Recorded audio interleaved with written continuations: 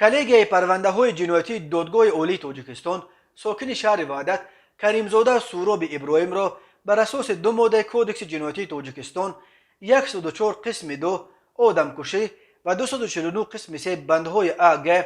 روزنی گناهگار شناخته به 25 سال زندان نظامش سخت محکوم کرده است. بنا به خلاصه تفتیشات و دادگاه، سوراب کریمزاده هنگام در شهر ستوپنی ولایت مسکو روسیه قرار داشتنش با شورت رستموف نامزاده ازبکستان زبان یک کرده در سالهای 2016 و 2017 با مقصد غارت دست کم 2 مهاجر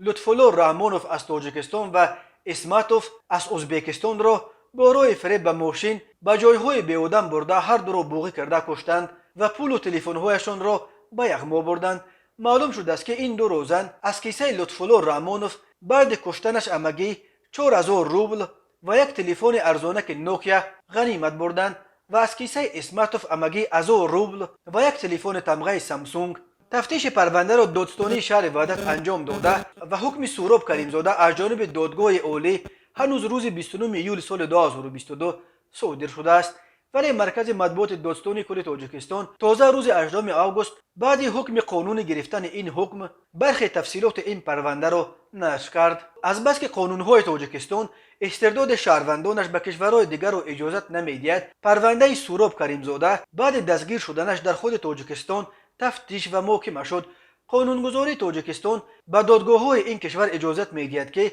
شهروندان تاجیک را برای جنایت‌هایی که در کشورهای دیگر صادر کردند محاکمه کند و جزا بدهد.